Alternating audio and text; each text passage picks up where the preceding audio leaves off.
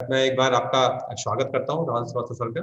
Sir आज diploma B MTech and even PhD scholars they are with us and they want to listen you कि हम लोग आगे कैसे, क्योंकि अब जून जुलाई आ रहा है तो जो फाइनल ईयर के स्टूडेंट्स हैं they are seeking for a job and किस तरह से कुछ अगर नया स्टार्टअप हो सकता है, क्योंकि इस पेंडेमिक में बहुत सारे ऐसे नए स्टार्टअप्स भी आए हैं जिसको की लेकर जो है हमारे यहाँ भी actually we are also having the AIC Atal incubation centre in our university, Pradhan Mantri Kaushal Kendra and we are this university R&T Rabindranath Tagore University is basically it's a 10-year old university. We have started in the 2010 and this year we have completed 10 years. So we have around 5,000 students in our university. But आज का जो specially seminar है इसमें mostly जो final year के engineering के students हैं वो पार्टिसिपेट कर रहे हैं और कुछ फैकल्टी मेंबर्स हैं। तो once again I welcome to all, specially R Rahul Srivastava sir. मुझे लगता है अभिषेक सर हम शुरू करें, over to you. Yes. Thank you, Dr. Sanjeev Kumar Gupta sir, for the welcome address. To start with the session, मैं एक प्रोफाइल राहुल श्रीवास्तव सर का share करना चाहूँगा आप सभी के साथ। So, Mr. Rahul Shrivastava sir is a result-driven business development professional with over 15 years of corporate experience in business development, account farming, nurturing, and strategic marketing. He has proven track record as a hunter for engineering, supply chain, and IT solution and services in various markets. Mr. Rahul Shrivastava is a BE in computer science and MBA in international business, worked with the renowned engineering services provider and currently working as a head business development and strategic initiative for engineering division of Cambay Consulting, headquartered at Katy, Texas. At Cambay, he is responsible for driving the vision, design, strategy, and implementation of integrated solution in achieving and surpassing customer goal in new and emerging technology like the Internet of Things, artificial intelligence, machine learning, blockchain, and security to accelerate the customer's digital transformation journey. Over the year, his responsibilities had been developing new business avenues, partnership in oil and gas, energy and utilities, heavy engineering, and real transformation domain for various geographics. His responsibilities over the years are team building, thought leadership, strategic planning, and hunting new business development, account farming, nurturing, and strategic new account penetration. He is an author of upcoming book Career Mentoring for Engineering Student Community, provides career guidance to management and engineering students since last 12 years successfully. So I again welcome you, sir, on this platform, and now we are ready to listen and learn few things from you. So over to you, sir. Great, sir. Yeah, thank you very much. First of all, Dr. Sanjeev, for welcoming me, and Mr. Abhishek, who has been we have been interacting since last 15 to 20 days, and he is one of the person who has make it successful. And all the dear faculties and students who are actually very dear to me, because I have been actually guiding engineering students since last 12 years, and this is out of my passion. Many of the people जिनको मैंने guide किया है, they are working in various prestigious organization, government organization, and whenever they call me, I feel good. And they are also guiding many new student generations after taking guidance from me. So आज का topic हम एक ऐसी language में हिंदी ज़्यादा और English थोड़ी सी कम रखेंगे, क्योंकि मैं कनेक्ट करना चाहता हूँ स्टूडेंट से, जिससे उनको जो भी प्रॉब्लम है क्वेश्चंस को हम एंड में लेने की कोशिश करेंगे। अगर बीच में कोई क्वेश्चंस आता है तो उसको आप नोट कर लीजिए, Abhishek and other faculty members, because questions are very important. So I would like to answer as much as questions the students will be having. I'm going to share my presentation, and if you pay the complete attention on that, then this will be an eye-opening session for all of you, and definitely you will gain something from here, because we cannot cover each and everything in 1.5 hours or so, but I will try my level best. Okay, so I am going to share my screen, and let me know whether you people are going to see it or not. Are you able to see? Yes, it is visible, sir. Okay, great. Recording, I think you are doing, right? Okay. So today's topic is startup opportunities in the era of COVID-19 pandemic. Like in COVID-19 pandemic, it is good for small people, small number of people, small number of companies, but bad for many big companies also. And also it has actually, like many people have lost in this COVID-19 pandemic their job, and many businesses have gone down. So in this situation, I thought that if I can provide some value to the students, that's why I started giving this webinars to all the engineering colleges across. And let me tell you, I am also from Madhya Pradesh. I am from the city named Gwalior, and I did my engineering from there, and then my MBA from Visakhapatnam, Geetham Institute of Foreign Trade, International Business. So I am heading the Cambay Engineering Services division uh, on the engineering side. And Cambay is a well diversified company. They are headquartered in United States in Katy, Texas.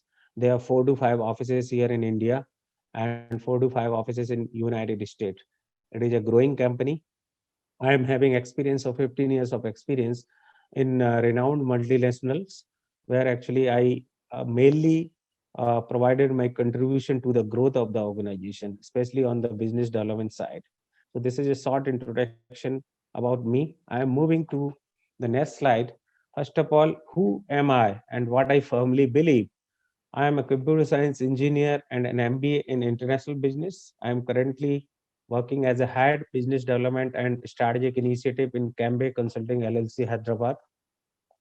I am directly reporting to my CEO, and I have overall 15 years of experience in international business development for major geographies like US, Europe, and APAC. And I have been guiding engineering students for last 12 years. तो मैं पिछले 12 साल से engineering students को guide करता आ रहा हूँ उनके कैरियर गाइडेंस में, उनको क्या प्रॉब्लम्स आती हैं, सारी हर तरह की प्रॉब्लम्स मैंने सुनी है और उनको सॉल्व किया है. So I am very passionate about helping and guiding engineering students with a strong vision as a part of my corporate social responsibilities also. And I strongly believe engineers play a very major role in nation building. मैं ऐसा सोचता हूँ कि engineering students बहुत बड़ा एक योगदान देते हैं एक नेशन को आगे ले जाने में, चाहे वो कोई सा भी नेशन हो. इंडिया के इंजीनियर्स आज बहुत सारे विदेशों में अपना नाम कर रहे हैं, और इंडिया में भी उन्होंने बहुत नाम किया है. चाहे आप इंजीनियर्स की बात करें, late APJ Abdul Kalam, Narayan Murthy, M Visvesvaraya, Sreedharan, lot of engineers are there, CV Raman. तो उन्होंने बहुत नाम किया है. और इंजीनियरिंग, आप सुबह से उठते हैं रात तक आपको सारी चीजें इंजीनियरिंग से रिलेटेड ही मिलेंगी. टूथब्रश जो आप यूज करते हैं वो भी किसी इंजीनियर ने बनाया है, मोबाइल आप यूज करते हैं वो भी इंजीनियर ने बनाया है, लैपटॉप आप यूज कर रहे हैं, television, washing machine or car, everything has been built by engineering. I am not underestimating the other profession like doctors and all that, they are also very important. But आप जितना भी देखते हैं engineering चारों तरफ आपको दिखाई देगी. तो इसका इतना बड़ा महत्व है. अगर आप इंजीनियर बनने जा रहे हैं तो आपको अपने ऊपर प्राउड होना चाहिए. And I am also writing one book on engineering student career transformation.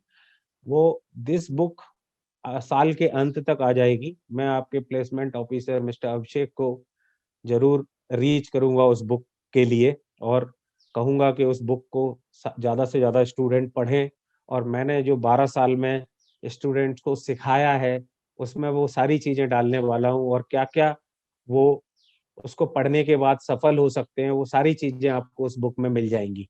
और उस बुक को पढ़ के अगर कोई इम्प्लीमेंट करता है तो उसको सफल होने से उस इंजीनियर को कोई नहीं रोक सकता, उस इंजीनियरिंग स्टूडेंट को, ऐसा मेरा मानना है.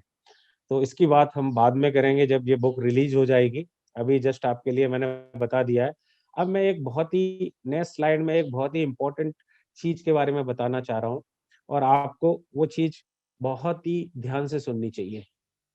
कुछ फैक्ट्स है मेरे पास जो कि I would like to share with you. India has total 6,214 engineering and technology institution.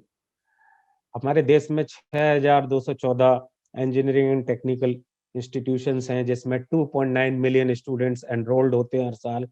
और एवरेज 1.5 मिलियन स्टूडेंट्स यानी 15 लाख स्टूडेंट्स अपनी डिग्री कंप्लीट करते हैं, लेकिन स्किल लैक होने के कारण वो 20 to 30% ही लोगों को एम्प्लॉयमेंट मिल पाता है उनके कोर डोमेन में। ये बात मेरी नहीं है, ये इंटरनेट पे अवेलेबल है, ये फैक्ट है। 20 to 30% लोगों को ही रोजगार मिल पा रहा है उनके कोर डोमेन में, बाकी लोगों को नहीं मिल पा रहा है। इसके कई कारण हैं, हम ज्यादा कारणों में नहीं जाएंगे। इकोनॉमी भी कारण है, शिक्षा का स्तर भी कारण है, स्टूडेंट सबसे ज्यादा जो रिस्पॉन्सिबल, मैं कॉलेज इकोनॉमी उनकी बात नहीं करूंगा, स्टूडेंट खुद रिस्पॉन्सिबल हैं, क्योंकि वो इंजीनियरिंग में एडमिशन लेने के बाद अपनी जिम्मेदारी को बहुत छोटा समझते हैं, केवल जॉब तक वो अपनी जिम्मेदारी समझते हैं। जितनी बड़ी जिम्मेदारी वो लेंगे अपने कैरियर के प्रति कि उन्हें नेशन के प्रति कुछ करना है, तब तक कुछ नहीं हो सकता।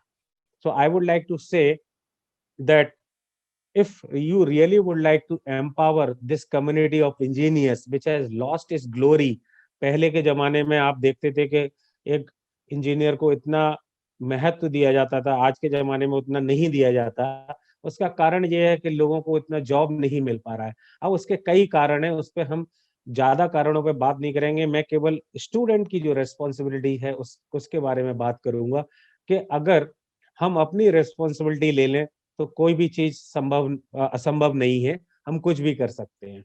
मैं जब इंजीनियरिंग कर रहा था, when I was doing my engineering, there was nobody to guide me. And जिस तरह से मैं आपको कुछ बता रहा हूँ, ऐसा बताने के लिए मेरे पास कोई नहीं था, ना मेरे सीनियर्स इतने एजुकेटेड थे जो कि मुझे गाइडेंस दे पाते। मैंने अपने अनुभव से सीखा और लोगों को सिखाया। लेकिन मैं आपके साथ हूँ और मैं आपको कुछ सिखाना चाहता हूँ, तो इसके लिए आपकी जिम्मेदारी है कि उसको ध्यान से सुने और इम्प्लीमेंट करें। अब मैं आपको एक चार्ट दिखाने वाला हूँ, going to say the rate of hiring amongst engineer across India from 2014 to 2020। यहाँ पे अगर आप देखेंगे तो 2014 से 2020 तक 28% एम्प्लॉयमेंट रेशियो रहा था। 2014 में 29%, 2015 में, और 2016 में 25%, फिर 25%, और 2020 में ये थोड़ा सा 31% हुआ है। लेकिन ये 20 से 30% के बीच में घूम रहा है। इसका मतलब अगर 100 लोग इंजीनियरिंग डिग्री करते हैं तो 20 से 30 लोगों की जॉब लगती है। क्या यही सोच के सारे लोग इंजीनियरिंग करते हैं? नहीं, वो ये सोच के इंजीनियरिंग करते हैं कि उनको भी एक अच्छा बेटर जॉब मिले, लेकिन ऐसा नहीं हो पा रहा है। इसके कई कारण है, कई रिपोर्ट्स लिखी जा चुकी हैं, कई सारे सजेशंस दिए जा चुके हैं गवर्नमेंट को, कई सारे फैकल्टीज को सजेशंस दिए जा चुके हैं, लेकिन ऐसा कुछ इम्प्रूवमेंट नहीं हुआ। मेजर कारण क्या है उसको हम पकड़ नहीं पा रहे हैं। मेजर कारण के बारे में हम बात करेंगे कि ये 30%, 20-30% से 60-70% कैसे जाए। 20-30% लोग किसी भी प्रोफेशन में सीरियस नहीं होते हैं, वो इंजीनियरिंग जस्ट फॉर द शौक के लिए करते हैं या उनको सीरियस नहीं है, फिर भी वो कर रहे हैं। तो 20-30% की हम बात नहीं करेंगे, लेकिन 30% जो एम्प्लॉयमेंट रेट है वो 60-70% तक कैसे जाए उसके बारे में आज हम बात करेंगे। क्योंकि हर व्यक्ति सफल नहीं हो सकता। इसका कारण ये है क्योंकि कंपटीशन ज्यादा है, पॉपुलेशन ज्यादा है, हर व्यक्ति इतना सीरियस भी नहीं हो सकता है। तो जो बॉटम का 20-30% है, मैं नहीं चाहता कि आप लोग उसमें आए। आप लोग टॉप 30-40% में आए, जिससे आपको रोजगार मिले। और उसके लिए आपको क्या करना है उसकी चर्चा हम आज करने वाले हैं। अब इस वेबिनार का उद्देश्य क्या है ये आपको जानना बहुत जरूरी है। हम बात करते हैं ये webinar, this webinar is make you aware of the startup opportunities available to fulfill your dream of becoming an entrepreneur। हम इंजीनियर्स की जॉब की चॉइस की बात करें तो केवल 4 चॉइसेस हैं जो लोग चुनते हैं। गवर्नमेंट जॉब में जाते हैं, प्राइवेट जॉब में जाते हैं, हायर स्टडीज के लिए जाते हैं, उसके बाद भी गवर्नमेंट या प्राइवेट जॉब में जाते हैं। चौथा ऑप्शन है एंटरप्रेन्योर बनना। आपको ये जानकर हैरानी होगी कि हमारे इंडिया में जो जॉब का क्राइसिस है वो इसलिए है क्योंकि सारे लोग गवर्नमेंट या प्राइवेट की तरफ जा रहे हैं और कोई भी एंटरप्रेन्योर बनना नहीं चाह रहा है। अगर हमारे यहाँ एंटरप्रेन्योर बनेंगे तो वो खुद तो जॉब उनको मिलेगा ही और दूसरों को भी जॉब दे पाएंगे। इसकी तरफ कोई नहीं सोच रहा है। लेकिन कुछ कॉलेजेस, आईआईटीज वगैरह में, जैसे मिस्टर डीन सर ने बताया कि हमारे यहाँ भी एक सेल है, लेकिन लोगों को अवेयरनेस नहीं है, लोगों में वो करेज नहीं है कि वो एंटरप्रेन्योर को चूज कर सके। अभी हम प्राउड से कहते हैं कि हमारे यहाँ से इतने सारे इंजीनियर्स जॉब में लगे, कोई माइक्रोसॉफ्ट में गया, गूगल में गया। क्या आप ये सोच सकते हैं कि आने वाले दिनों में अगर इंजीनियरिंग स्टूडेंट्स एंटरप्रेन्योर बनने की सोच लें, तो कॉलेज कितने प्राउड से कह पाएगा कि आज इस साल हमारे यहाँ से 20 एंटरप्रेन्योर बने, 30 एंटरप्रेन्योर बने, और वो 20 और 30 एंटरप्रेन्योर 100 लोगों को, 1000 लोगों को जॉब देंगे।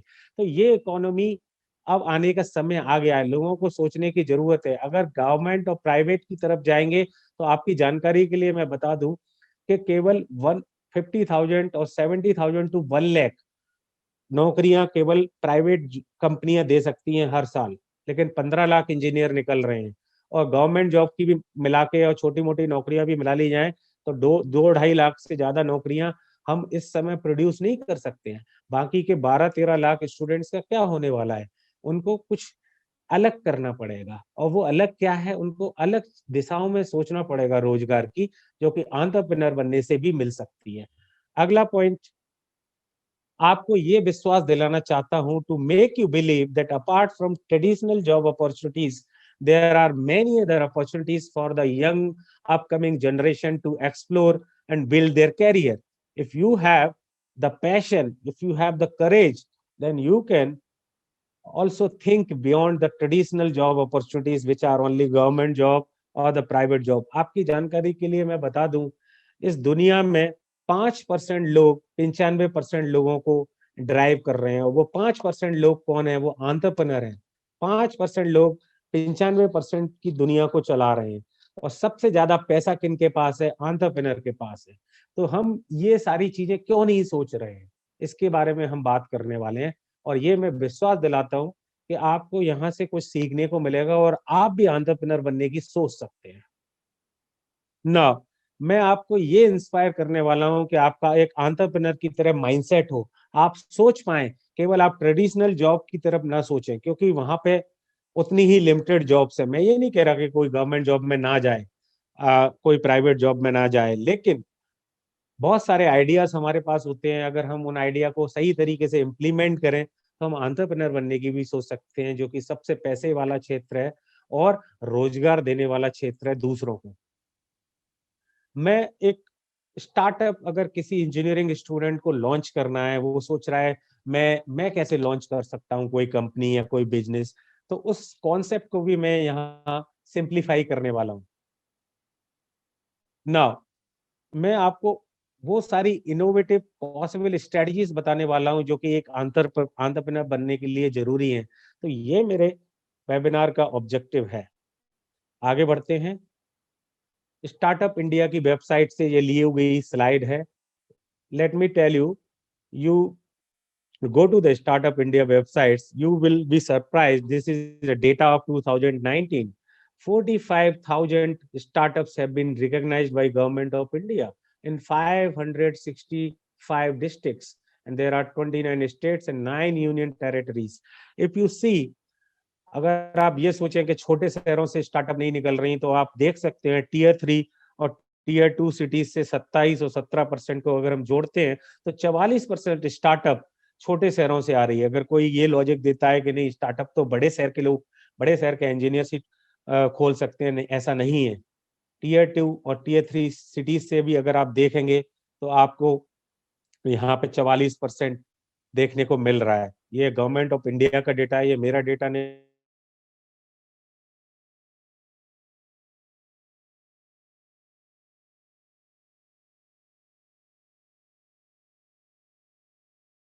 Of those who would like to start up. Now, this is the district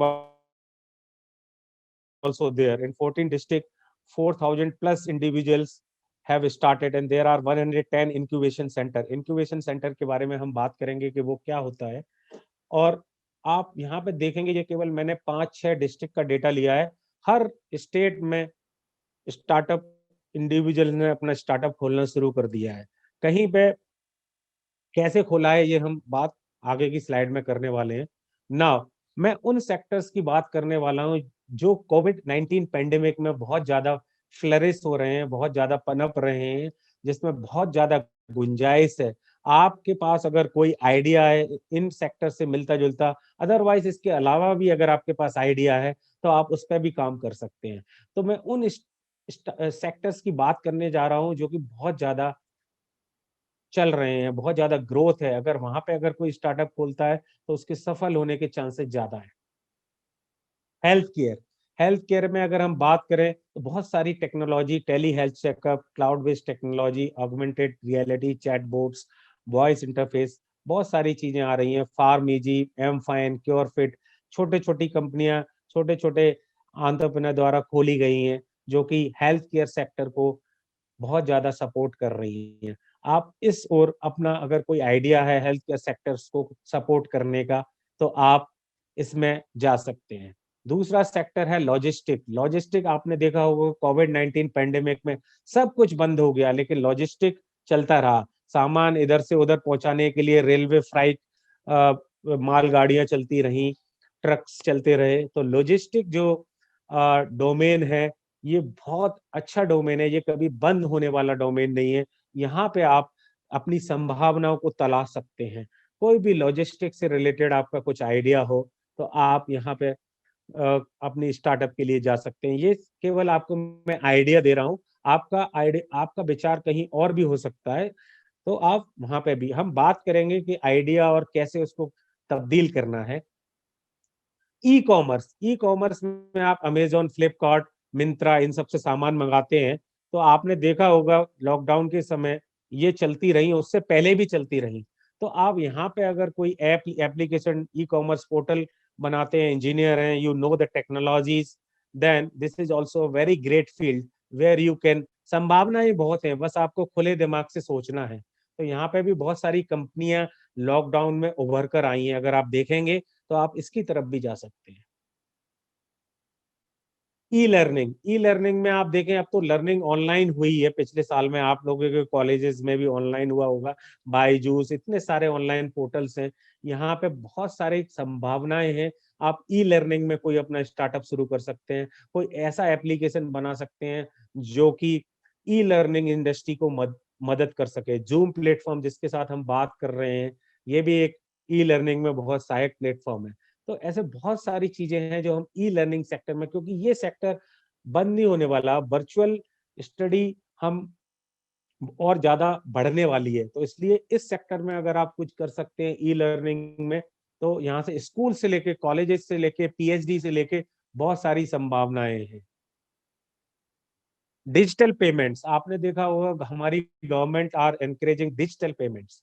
तो डिजिटल पेमेंट से रिलेटेड इतने सारे ऐप हैं मार्केट में, और बहुत सारे ऐप और भी आने की गुंजाइश है। Paytm is there, MobiKwik is there, many of you are using this, and if you have an idea with some innovation, then why don't you start something in this digital payment industry? This is also like you can see the CAGR 58.90%, ये 2017 से 2023 तक बढ़ रही है। तो इसमें अगर आप कुछ खोलेंगे, कुछ R&D करेंगे, तो यहाँ पे आपको निश्चित तौर पे सफलता मिलनी है। इसके अलावा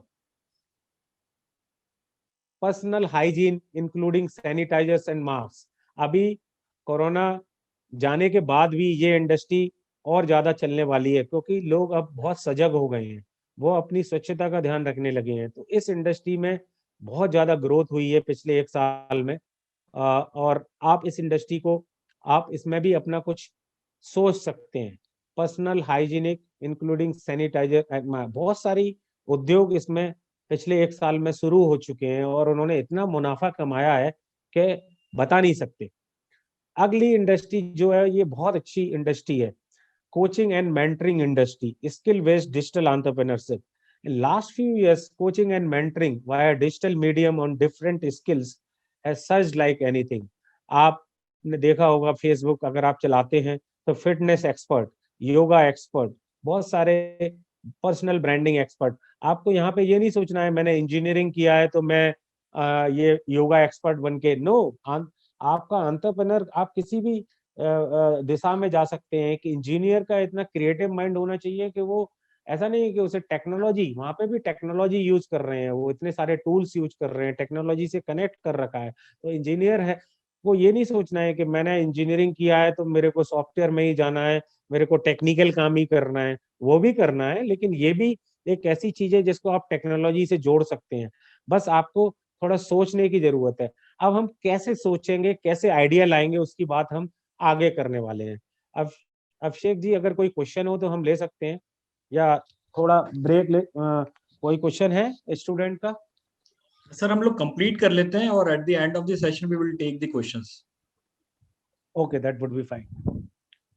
So now I am moving to the next side. So this is the startup ecosystem.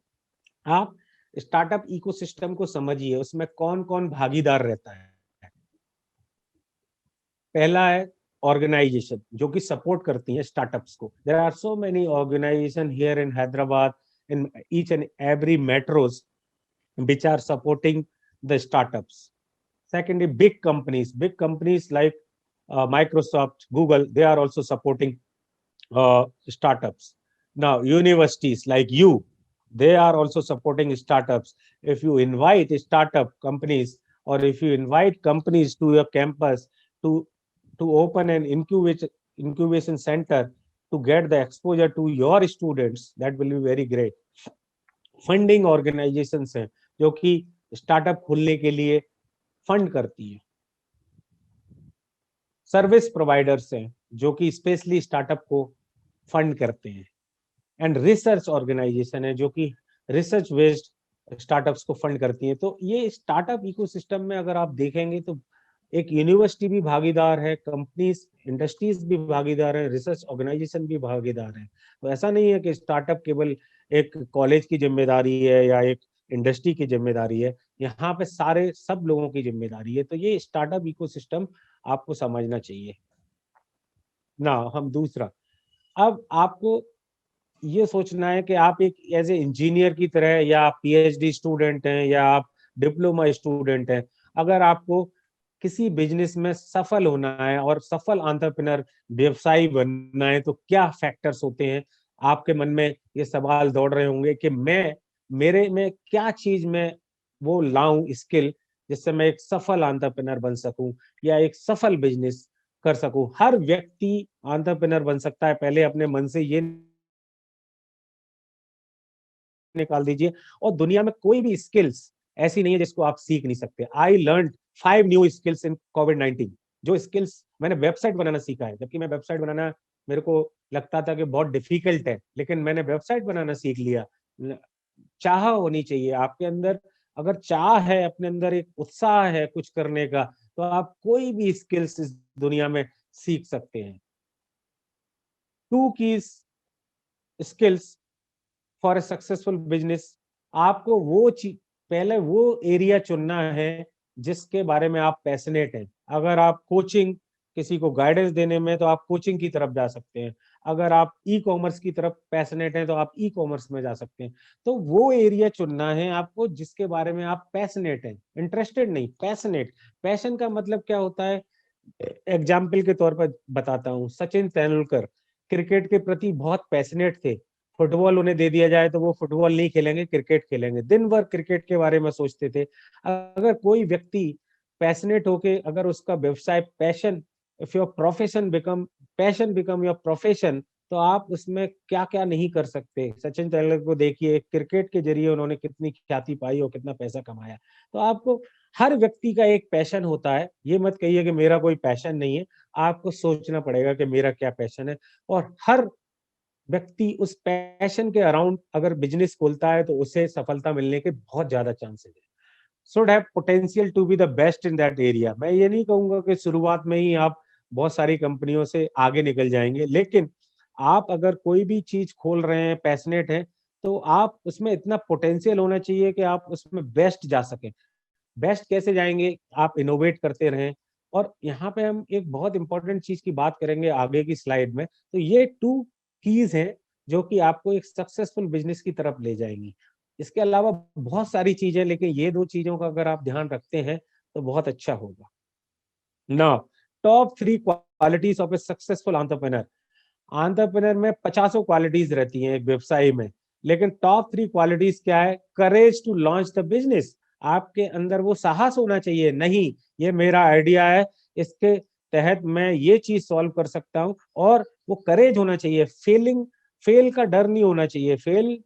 अगर फेल का डर आपके अंदर होगा तो मैं आपको बता दूं, जितने भी बड़े बड़े एंटरप्रेन्योर और जितने भी सक्सेसफुल लोग बने हैं वो सबसे ज्यादा पहले फेल हुए हैं, लेकिन उनके अंदर एक चीज कॉमन थी कि उनके अंदर वो करेज था कि वो कुछ चीज लॉन्च कर पाए, और वो फेल हुए, फिर फेल हुए, और फिर अंत तक जाके वो सक्सेस हुए। क्वालिटी ऑफ ऑप्टिमिज्म, आपके अंदर एक आशावादी होना चाहिए। आजकल लोग, अगर आप किसी अपने दोस्त को कोई आइडिया देते हैं तो वो कहता है अरे यार इसमें कोई दम नहीं है, इसमें कुछ नहीं होने जाने वाला, ये तो बहुत सारे लोग पहले से ही खोले हुए हैं।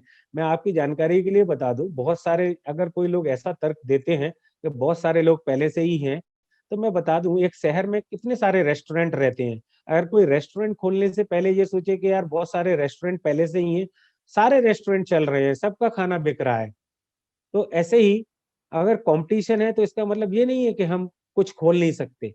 तीसरी चीज जो आती है सफल एंटरप्रेन्योर बनने के लिए, वो है परसिस्टेंस। आपके अंदर लगन कितनी है, आप कितनी देर में हार मानने वाले व्यक्ति हैं, आप कितनी नेवर से डाई स्पिरिट, आपके अंदर वो भावना कितनी है। तो ये सारी चीजें अगर आपके अंदर हैं तो आप एक सफल एंटरप्रेन्योर बनने से आपको कोई नहीं रोक सकता। और एक चीज मैं बताऊं, एंटरप्रेन्योर बनना, मैं नहीं कह रहा हूं कि इजी है, लेकिन अगर आप बन गए तो फिर इससे अच्छा कोई प्रोफेशन है भी नहीं। पैसा यहाँ है, शोहरत है, आप दूसरों को रोजगार देंगे। आज आप अपने रोजगार की चिंता कर रहे हैं, कल आप दूसरों को रोजगार देंगे। तो ये बहुत ही डायनेमिक फील्ड है, इसकी तरफ स्टूडेंट्स नहीं सोच रहे हैं। लेकिन आईआईटीज वगैरह में, अमेरिका की बात करें, मैं तो अमेरिकन क्लाइंट से बात करता हूँ, वहां पे बहुत सारे लोग अब एंटरप्रेन्योर की बात कर रहे हैं, ट्रेडिशनल जॉब की बात नहीं कर रहे हैं लोग। इसका मतलब ये नहीं है कि लोग ट्रेडिशनल जॉब में ना जाएं, सारे ही एंटरप्रेन्योर बन जाएं। It depends upon the choice also and the availability also. ना, अगर आपके पास कोई आइडिया है, आपके मन में बहुत सवाल गुजरे होंगे, सर मेरा आइडिया है, क्या ये सही है, क्या मैं इसके अराउंड बिजनेस खड़ा कर सकता हूँ? तो उसको आप वैलिडेट कैसे करेंगे? कोई भी आइडिया को अगर आप वैलिडेट करना चाहते हैं कि वो सही है, उसके अराउंड में स्टार्टअप स्टार्ट कर सकता हूँ कि नहीं, तो उसके लिए मैंने कुछ इस स्लाइड में दिया हुआ है। Is your idea solving some problem? Don't look for solution first. पहले आपको ये देखना है कि क्या आइडिया आपका कोई प्रॉब्लम को सॉल्व कर रहा है, किसी कॉमन व्यक्ति की। एग्जाम्पल के तौर पे मैं बताता हूँ, आपने देखा होगा कि पहले हम मूवी जाते थे तो घंटों लाइनों में लगते थे। बुक माई शो एक एप्लीकेशन आया, यहाँ से हम लाइन में लगना बंद हो गए और अपने घर से ही मूवी टिकट बुक कर लेते हैं। तो बुक माई शो के ओनर ने एक कॉमन मैन प्रॉब्लम को सॉल्व किया, और वो बहुत अच्छा पैसा कमा रहा है घर बैठे। ओला, उबेर, ये अपनी कारें नहीं है, इनका इनका प्लेटफॉर्म है। उन्होंने कॉमन मैन प्रॉब्लम को समझा। ओयो ने, रितेश अग्रवाल, कॉमन प्रॉब्लम को समझा। रेड बस, पहले इतनी बस की अवेलेबिलिटी नहीं रहती थी, अब आप बुक कर सकते। तो कॉमन मैन की प्रॉब्लम अगर आप सॉल्व कर रहे हो, आपका आइडिया कॉमन मैन की प्रॉब्लम सॉल्व कर रहा है, आपको सॉल्यूशन नहीं पहले सोचना है, पहले प्रॉब्लम क्या सॉल्व कर रहे हो उसके बारे में सोचिए। सॉल्यूशन को भूल जाइए, सॉल्यूशन के बारे में बाद में बात करेंगे। क्या आपका आइडिया, ये भूल जाइए कि पहले से वो आइडिया है मार्केट में, तो क्या हुआ, आपका आइडिया भी काम करेगा। इंडिया में इतनी इतनी पॉपुलेशन है कि बहुत सारे कस्टमर्स आपको मिल जाएंगे अगर आपके आइडिया में दम है। तो आपको हमेशा केवल एक ही चीज ध्यान देनी है, in terms of validating your idea for a startup, is your idea solving some problem? आप वैलिडेट कीजिए इसको, 10 लोगों से पूछिए, 50 लोगों में टेस्ट कीजिए, अगर वो सॉल्व कर रहा है तो निश्चित तौर पे वहां पे गुंजाइश है। आगे बढ़ते हैं, और वैलिडेशन, और फर्दर वैलिडेशन करना है कि आपके आइडिया में दम है कि नहीं। Talk to your prospect first and try to understand their pain areas and ask them well prepared question around your product services to validate the need. आप जिस क्षेत्र में स्टार्टअप खोलना चाहते हैं उस क्षेत्र में निश्चित तौर पे आपके कुछ प्रोस्पेक्टिव कस्टमर्स होंगे, उनसे आप बात कीजिए, सर ये चीज मैं इस तरह से सॉल्व कर सकता हूँ, क्या आप इस प्रोडक्ट को खरीदेंगे? या इस तरह का अगर हमने कुछ डेवलप किया, सर्वे कीजिए, मार्केट रिसर्च कीजिए। निश्चित तौर पर उस सर्वे से आपको ये निकल के आएगा कि आप, अगर बहुत सारे लोग बोल रहे हैं नहीं यार इसमें तो ये चीज होना चाहिए, ये चीज होना चाहिए, तो आप सर्वे कीजिए। तो उससे अगर आप सर्वे नहीं करेंगे तो आपको पता नहीं चलेगा वो। और ये एक स्टूडेंट कर सकता है, कोई भी कर सकता है, इसके लिए बहुत ज्यादा डिग्रीज की जरूरत नहीं है, बहुत ज्यादा पढ़ाई की जरूरत नहीं है। ये आप कर सकते हैं, आपके दोस्त कर सकते हैं। और एक इमोशनल कनेक्शन होना चाहिए। अगर आप कोई बिजनेस अगर नहीं है तो भी कोई दिक्कत नहीं है, लेकिन अगर आप कोई बिजनेस खोल रहे हैं और आपका उसके पीछे इमोशनल कनेक्शन है, एग्जाम्पल के तौर पे कोई व्यक्ति है, उसने बचपन में खिलौने खेलने को नहीं मिले, उसकी उसकी पारिवारिक हालत ऐसी रही कि उसे खिलौने नहीं मिल पाए, उसके फादर इतने नहीं कमाते थे, बड़े होके उसने सोचा कि मैं खिलौनों से नहीं खेल पाया, मैं एक ऐसे कॉस्ट इफेक्टिव खिलौने मार्केट में लेके आऊंगा जिससे हर गरीब का बच्चा भी खिलौने से खोल पाए, तो वो उसमें इंडस्ट्री डाल सकता है। तो एक इमोशनल कनेक्शन हुआ यहाँ पे। जब इमोशनल कनेक्शन आ जाता है तो आपके अंदर वो एक ऊर्जा आ जाती है कि आपको किसी ना किसी भी हालत में उस चीज में सफल होना है। इसका मतलब ये नहीं है, अगर इमोशनल कनेक्शन नहीं है तो आप देख सकते हैं कि आप एक मेजर प्रॉब्लम क्या है लोगों की, लोग उससे परेशान हैं, उ- उस प्रॉब्लम को आप सॉल्व कर सकते हैं। आप एंटरप्रेन्योर बनने के लिए ध्यान रखिए, अगर आप जितनी बड़ी प्रॉब्लम सॉल्व करेंगे उतने ही सफल एंटरप्रेन्योर बनेंगे। छोटी प्रॉब्लम करेंगे, छोटे एंटरप्रेन्योर बनेंगे, धीरे धीरे वहां पे भी सक्सेस मिलेगी। बड़ी प्रॉब्लम करेंगे तो बड़ी एंटरप्रेन्योर बनेंगे। एक्सपर्टीज इन योर एरिया, अगर आप कोई भी सामान आपसे खरीदना चाहेगा या सर्विसेज लेना चाहेगा, अगर आप एक्सपर्ट नहीं हैं, आप डॉक्टर के पास जाते हैं, क्या आप ये प्रैक्टिकल करते हैं कि कोई ऐसा डॉक्टर मिल जाए जिसमें एमडी नहीं किया हुआ या उसको नॉलेज नहीं है, आप उसकी बीमारी उसको दिखाने नहीं जाएंगे। आप कहेंगे पैसे भले भी ज्यादा लग जाए, मैं उस डॉक्टर के पास जाऊंगा जो मेरी बीमारी का इलाज कर पाए, यानी वो एक्सपर्ट हो। तो इसलिए अगर आप कोई भी एक निश चुनते हैं, कोई भी एक एरिया चुन रहे हैं, अगर आप उसमें एक्सपर्ट नहीं है या आप उसमें मास्टरी नहीं करते हैं, ऐसा नहीं है कोई बचपन से ही मास्टरी होता है या कुछ होता है, आपको सीखना पड़ता है, आप उसमें एक्सपर्ट हो सकते हैं। अगर आप एक्सपर्ट हैं तो आपके चांसेस हैं कि आपका जो स्टार्टअप आइडिया वैलिडेशन काफी स्ट्रांग है। नाउ एक चीज और पहलू मैं आपको बता देता हूं कि वाई मोस्ट स्टार्टअप फेल। ऐसा नहीं है कि स्टार्टअप खोल लिया और हम सक्सेस ही हो जाएंगे, बहुत सारे स्टार्टअप फेल होते हैं। तो ये भी आपको समझना है कि क्या क्या गलतियां करते हैं लोग स्टार्टअप खोलने से पहले। फर्स्ट ऑफ ऑल आप देखेंगे जो स्टार्टअप फेल होते हैं उनका सर्विसेज या प्रोडक्ट बिक नहीं रहा, कस्टमर उनको पे नहीं कर रहे हैं। अब पे नहीं करेंगे तो उनका बिजनेस कहाँ से चलेगा। अब क्यों नहीं करते हैं इसके बारे में भी बात करेंगे। Is it because they are not able to get the funding. अब स्टार्टअप आपने खोल लिया लेकिन उसको बढ़ाने के लिए आपको फंडिंग चाहिए किसी इन्वेस्टर से, तो उनको फंडिंग नहीं मिल रही है। अब क्यों नहीं मिल रही है फंडिंग, अगर फंडिंग नहीं मिलेगी तो वो स्टार्टअप वहीं पे बैठ जाएगी, खत्म हो जाएगी। Teammates are not working hard. जब सपोज आप 4 दोस्तों ने कोई स्टार्टअप शुरू किया, उसमें से 2 आदमी काम कर रहे हैं और 2 आदमी नहीं कर रहे हैं उस पैशन के साथ, तो वो स्टार्टअप नहीं चल पाएगी। आइडिया, आपका आइडिया बैड है, आपने वैलिडेट नहीं किया अपना आइडिया, तो भी आपका स्टार्टअप फेल हो सकता है। ये मत सोचना कि यार मेरा आइडिया बहुत अच्छा था, कहीं ना कहीं कमी होगी। अगर आप देखेंगे तो ये सारे रीजन, मेन रीजन मैंने बताए हैं। Is it because you have not given the value which customers are willing to pay. आपने वो वैल्यू नहीं दी है कस्टमर को। ये चीज लागू होती है, जो मार्केटिंग से मैं कनेक्ट कर रहा हूँ because I am into my management, लेकिन ये चीजें लागू होती है सारी चीजों पे। आप अगर कोई वैल्यू नहीं दे रहे हैं, अगर आप एक कैंपस सिलेक्शन के लिए जाते हैं, रिक्रूटर्स आपको जब हायर करेगा जब आप उसको लगेगा कि आप कुछ वैल्यू दे पाएंगे ऑर्गेनाइजेशन को। सिमिलरली अगर आप एंटरप्रेन्योर बनना चाहते हैं और आप अपने कस्टमर को कोई वैल्यू नहीं दे पा रहे हैं, तो फिर वो आपसे क्यों खरीदेगा। अब आप इसका लिटमस टेस्ट करने के लिए क्या है कि sell before you build something, proof of concept जिसे बोलते हैं।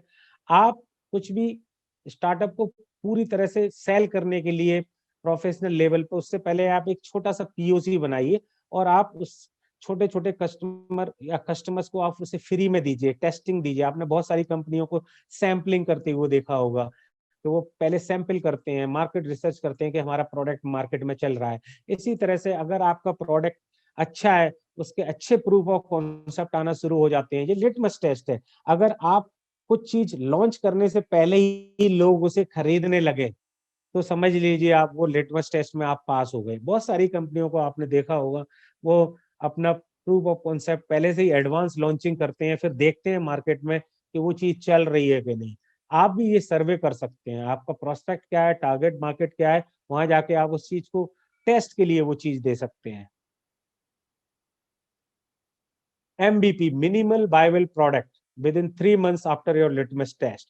अगर आपने लिटमस टेस्ट में पास हो गए, आपके पास प्रूफ ऑफ कॉन्सेप्ट आ गए, तो आपको एक मिनिमल वायबल प्रोडक्ट बनाना पड़ेगा या सर्विसेज लॉन्च करनी पड़ेगी विद इन 3 months आप लिटमस टेस्ट में पास हो जाने के बाद। अगर आपने ज्यादा समय लगा दिया तो लोग भूल जाएंगे आपने जो लॉन्च किया था। सो 3 महीने के अंदर फिर आपको तैयार भी करना पड़ेगा अगर आप लिटमस टेस्ट पास कर लेते हैं। एग्जाम्पल के तौर पे मैं बहुत बड़ी केस स्टडी बताता हूँ। बिल गेट्स जो माइक्रोसॉफ्ट के संस्थापक हैं, बहुत बड़ी कंपनी बनाई उन्होंने। माइक्रोसॉफ्ट आज भी जानी मानी कंपनी मानी जाती है। उन्होंने एक डॉस ऑपरेटिंग बनाया था, जो कि IBM को पहले सेल किया था। IBM ने उसको खरीद लिया था और IBM ने और एडवांस ऑर्डर भी उनको दे दिए थे।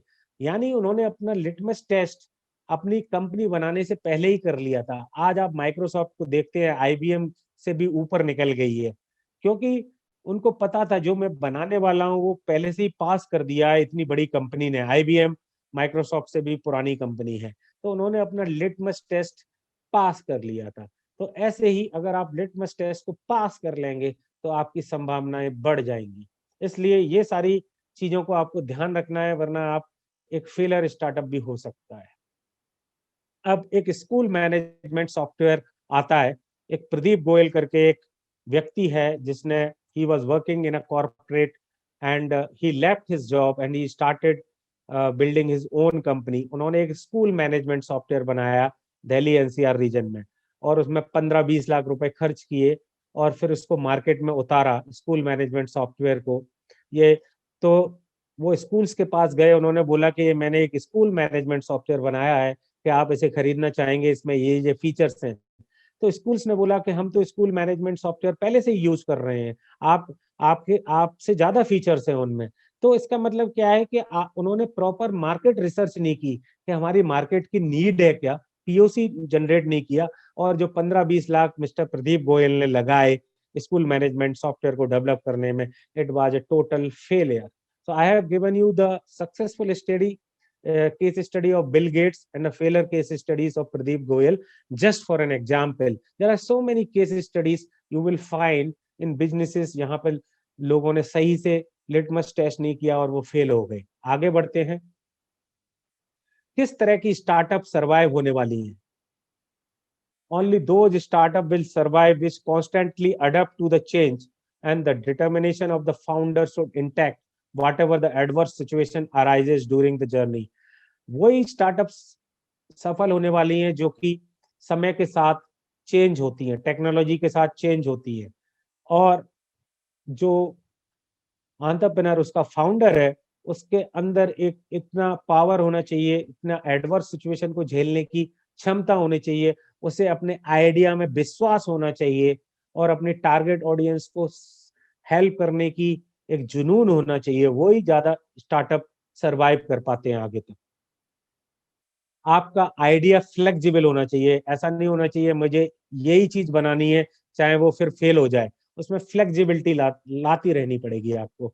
प्रॉब्लम स्टेटमेंट आपका चेंज हो जाएगा। अभी आप कुछ प्रॉब्लम सॉल्व कर रहे हैं, 5 साल बाद देखेंगे कि उसी कस्टमर की कुछ और प्रॉब्लम हो गई है, तो आपको अपने प्रोडक्ट और सर्विसेज में मॉडिफिकेशन करना पड़ेगा। ऐसा नहीं है कि आप जो चीज अभी खोला है वो 10 साल बाद वही चीज आप पेश करेंगे, उसमें चेंजेस लाने पड़ेंगे। आपकी टीम चेंज हो सकती है, तो ऐसा नहीं है कि आप जिस टीम के साथ आपने चेंज किया था, लेकिन आपको वो एडजस्ट करना पड़ेगा। आपकी टीम आती जाती रहेगी, लेकिन आपको फाउंडर तो वही रहते हैं। को फाउंडर, आपके साथ किसी दोस्त ने अगर स्टार्टअप शुरू किया है, बीच में कुछ मतभेद आ जाते हैं, तो वो को फाउंडर भी जा सकता है। तो आपको स्टार्टअप को इस तरह से बनाना पड़ेगा कि को फाउंडर जाने से भी उस पर कोई फर्क ना पड़े। अब हम what will help you is to be agile and ability to cope up with the change। तो ये आपको एक बिल्कुल एजाइल रहना है, और जो चेंजेस आ रहे हैं टेक्नोलॉजी में। अब आप देखेंगे नोकिया और कोडेक, नोकिया मार्केट लीडर हुआ करता था मोबाइल में। मैंने भी नोकिया का मोबाइल चलाया, आपने भी चलाया होगा उस जमाने में, जो लोग फैकल्टीज हैं वो लोगों को पता होगा। नोकिया फेल क्यों हुआ? क्योंकि वो वो टेक्नोलॉजी के साथ चेंज नहीं कर पाए। एंड्रॉयड प्लेटफॉर्म पे न्यू टेक्नोलॉजी के साथ मोबाइल शिफ्ट हो गए। नोकिया ने कहा नहीं, हम कैंडीज की तरह मोबाइल बेच रहे हैं, हमारे मोबाइल कभी सरपास नहीं कर सकते कोई टेक्नोलॉजी। उन्होंने मूव नहीं किया उसके साथ। आप देख रहे हैं गूगल एंड्रॉयड पे जितने न्यू मोबाइल सर्विस प्रोवाइडर्स थे, मैन्युफैक्चरर्स थे, वो मूव हो गए और नोकिया एक फेल्ड कंपनी बन गई। कोडेक कोडेक ने भी देखा, एक डिजिटल प्रिंटिंग, एक नॉर्मल प्रिंटिंग की बात करते रहे, वो बहुत सालों तक लीडर भी रहे, लेकिन अब कोडेक का नामो निशान मिट चुका है अगर आप देखेंगे। तो उन्होंने क्या किया, टेक्नोलॉजी के साथ चेंज नहीं। ये एग्जाम्पल आप स्टूडेंट पे भी लागू कर सकते हैं। जो स्टूडेंट्स केवल ट्रेडिशनल एजुकेशन सिस्टम के साथ चेंज नहीं हो पा रहे हैं, वो मार्केट में जाके ऑब्सोलीट हो जाएंगे, उनको मार्केट में असफलता का सामना करना पड़ेगा। टेक्नोलॉजी, हम डिजिटल युग में जी रहे हैं, अगर हम डिजिटल युग के साथ अपने आप को आगे नहीं ले जाएंगे तो हमें भी नोकिया और कोडक की तरह असफलता का सामना करना पड़ सकता है, और हम मार्केट से वाइप आउट भी हो सकते हैं। यानी का मतलब हमने जो एजुकेशन पाई है वो हमारे लिए फिर कुछ मायने नहीं रह जाएगी। यहाँ पर मेरा आपको डराने का मतलब नहीं है, लेकिन सजग करने का जरूर मतलब है कि आपको सजग होना पड़ेगा। टेक्नोलॉजी चेंज हो रही है, आपको न्यू टेक्नोलॉजी सीखनी पड़ेगी। अब आपको स्टार्टअप के लिए अगर कुछ बुक्स पढ़ना है, ये मैं अभिषेक को ये लिस्ट जो इम्पोर्टेंट है मैं बाद में दे दूंगा, आप नोट करने की अभी जरूरत नहीं है, आप केवल इस पे ध्यान दीजिए। 0 to 1 वेरी ब्यूटीफुल बिग। जो एंटरप्रेन्योर बनना चाहते हैं उन्हें पहले अपना माइंडसेट डेवलप करना पड़ेगा। कोई भी एंटरप्रेन्योर बनने के लिए ऐसा नहीं है कि 15 दिन में आप एंटरप्रेन्योर बन जाएं, आपको एक जर्नी है वो। आपको ये बुक्स पढ़ के आइडियाज मिलेंगे। 0 to 1, never too late to start up. Start with why. $100 startup, entrepreneurial you by Dory Clark, the lean startup. इसमें से आप कोई भी एक दो बुक खरीद के पढ़ सकते हैं, ई बुक ले सकते हैं। लेकिन अगर आपके अंदर वो जुनून है कि आप एंटरप्रेन्योर बनना चाहते हैं, तो आपको उसके लिए प्रॉपर होमवर्क करना पड़ेगा। ऐसा नहीं है कि आप एकदम तुरंत ही सफलता पा लें, इसके लिए मेहनत की जरूरत है। अब ये स्टार्टअप इवेंट्स होते हैं इंडिया में, world startup expo, startup general public के लिए खुले रहते हैं। आप, अभी कोरोना चल रहा है लेकिन कुछ समय बाद ये startup Bangalore, Hyderabad, Mumbai, Kolkata, Delhi, in cities में, पूना, इनमें होते हैं। आपको इंटरनेट से सारी जानकारी मिल जाएगी अगर आप ये डालेंगे कब कब होने। आप वहां जाके अटेंड कर सकते हैं, देख सकते हैं कि कौन कौन से स्टार्टअप आए हैं, कौन कौन से नए आइडियाज आए हैं। आपको ये सब चीजें घूमने की जरूरत है, और आपको अपने आप को थोड़ा सा एजाइल बनाने की जरूरत है। ये इम्पोर्टेंट लिंक है, ये मैं मिस्टर अभिषेक को शेयर कर दूंगा और वो इसको देख सकते हैं। अब आपके लिए मैंने 2 स्लाइड बहुत ही लास्ट में बहुत ही इंपॉर्टेंट बना के रखी हैं। आप देख रहे हैं इतना कंपटीशन बढ़ रहा है, how to withstand the current competition by differentiating yourself. अगर आपको सफलता पानी है तो आपको कुछ डिफरेंट करना पड़ेगा, अपने आप को डिफरेंट। मैं बहुत सारे इंजीनियर्स से, अभी हम स्टार्टअप के बारे में बात कर रहे हैं, लेकिन मैंने पिछले कुछ वेबिनार्स दिए हैं, वहाँ पे इंजीनियर्स की प्रॉब्लम रही है, सर हम अपने आप को कैसे अलग कर पाए भीड़ से, उसके बारे में मैं चाहता था कि आपको भी बताऊं। एक स्लाइड में मैं वो पॉइंट्स डाल के आया हूँ। आजकल उन लोगों की जरूरत है, इंडस्ट्री हो चाहे आउटसाइड वर्ल्ड में, जिनके पास एक पैशन होता है, एक पर्पज होता है। अगर आपके पास कोई पैशन और पर्पज है, आप अगर फाइनल ईयर में सोचते हैं कि मैं गवर्नमेंट जॉब ले लूं, ये ले लूं, तो बहुत देर हो जाएगी। आपको पहले से ही अपना पैशन एंड पर्पज बनाना पड़ेगा, और आपको उस करियर पाथ को चूज करना पड़ेगा। Not only entrepreneur, you can choose if you would like to become an IES, but the preparation of IES starts from second year or third year. It doesn't start from final year, otherwise you will be pressurized.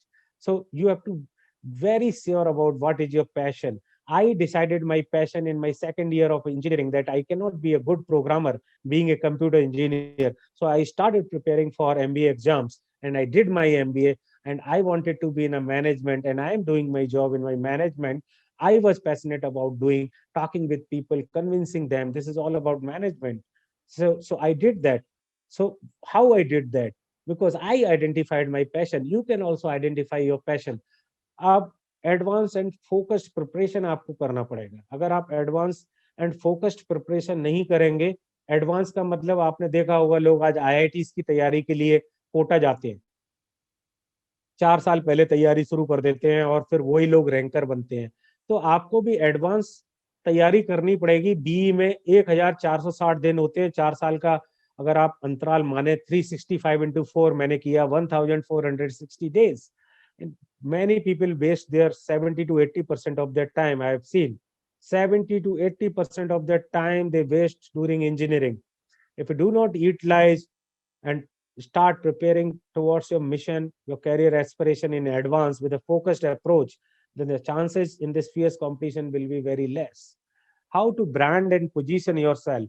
There are so many networking sites. LinkedIn is one of them. Students, मैं बहुत सारे students से पूछता हूँ आपका LinkedIn पे profile है, आप लिंक्डइन को नेटवर्किंग के लिए लेवरेज कर रहे हैं? किसी का प्रोफाइल ही नहीं है. अगर प्रोफाइल भी है तो वो नाम मात्र के लिए है. आपका फेसबुक और इंस्टाग्राम पे प्रोफाइल होगा, लेकिन वो आपको इतना मदद नहीं करने वाले हैं. बहुत सारे लोग बोलते हैं सर मैं सोशल मीडिया से कैसे अपना पीछा छुड़ाऊं. तो मैं उनसे यही बोलता हूँ कि आप अपने आप से केवल एक ही क्वेश्चन पूछिए, क्या सोशल मीडिया और ये इंस्टाग्राम व्हाट्सएप वगैरह जिस बहुत सारा आप टाइम वेस्ट करते हैं, क्या ये आपका करियर बनाने में सहायक होने वाला है? अगर आंसर यस है तो आप उसको जारी रखिए, अगर आंसर नो है तो तुरंत उसको छोड़ दीजिए. अपने स्टूडेंट लाइफ में फोकस रहना पड़ेगा, अपने आप को ब्रांडेड बनाना पड़ेगा. How to sell your ideas? आप अपने विचारों को कैसे दूसरे के सामने रख सकें, जिससे वो, अगर आप एंटरप्रेन्योर बनना चाहते हैं, अगर आपको अपनी कंपनी के लिए कोई फंडिंग की जरूरत है, आप किसी इन्वेस्टर के पास जाएंगे तो कैसे अपने आइडियाज को पेश करेंगे, आप अपने आइडिया को कैसे बेचेंगे, ये सारी चीजें आपको सीखनी चाहिए. Negotiation techniques, effective communicator. हम यहाँ पे बात करते हैं इंग्लिश कम्युनिकेशन की, तो मैं आपकी जानकारी के लिए बता दूं, आपका इंग्लिश जो भी कैरिकुलम है वो सारा इंग्लिश में होता है.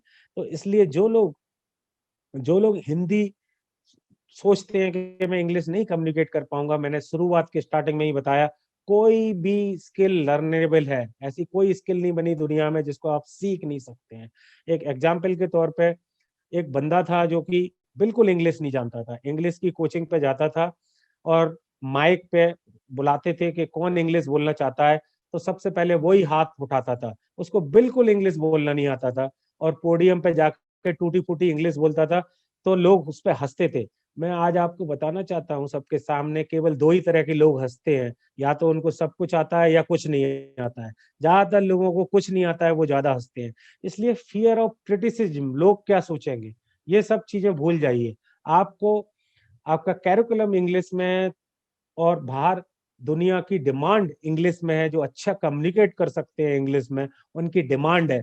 तो आपको इंग्लिश कम्युनिकेशन सीखना चाहिए, right. Continuous learning went of mind, आपका हमेशा लर्निंग कभी खत्म नहीं होने वाली है, आपको लर्निंग वेंट ऑफ माइंड रखना है. टाइम मैनेजमेंट स्किल्स, इतना सारा टाइम वेस्ट कर देते हैं आप बहुत सारी चीजों पे, आपको इफेक्टिव टाइम मैनेज करना है. मल्टीटास्किंग स्किल्स, अगर मेरे से पूछा जाए, मेरे पास कोई बंदा है उसके 90% है और उसके पास ये स्किल्स नहीं है, और एक बंदा उसके पास ये स्किल्स है उसके 60% है, I would rather hire 60% guy who is having these skills. Now things are changing.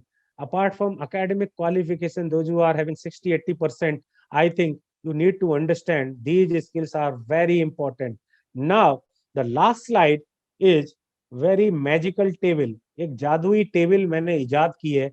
बहुत सारे स्टूडेंट्स आते हैं, सर मैं गवर्नमेंट जॉब की तरफ जाऊं, मैं प्राइवेट जॉब की तरफ चाहूं, मैं एंटरप्रेन्योर बनूं, मैं हायर स्टडी करूं. तो एक मैजिकल टेबल मैंने बनाई है, वो टेबल मैं मिस्टर अभिषेक को पास ऑन कर दूंगा. उस टेबल को अगर आप देखेंगे उसमें बहुत सारे क्राइटेरिया हैं. ये टेबल है मैजिकल टेबल. अगर आप इस टेबल में देखेंगे तो यहाँ पे government job, private job, entrepreneur, higher study और पैरामीटर्स है. बहुत सारे पैरामीटर्स हैं. कोई भी इंजीनियरिंग करने जाता है, उसके पेरेंट्स के एम्बिशंस होते हैं, उसके खुद के एम्बिशंस होते हैं. आप यहाँ पे अपना पूरा पैरामीटर्स देखिए. Competition very high in government, medium, low, high. कोई भी आपका एम्बिशन है आप यहाँ पे देख सकते हैं. अगर किसी के अंदर प्रश्न है तो आप मिस्टर अभिषेक से कह के मेरे ईमेल आईडी पे क्वेश्चंस भेज सकते हैं। इस पूरी टेबल को मैं एक्सप्लेन नहीं करूंगा, ये सेल्फ एक्सप्लेनेटरी है।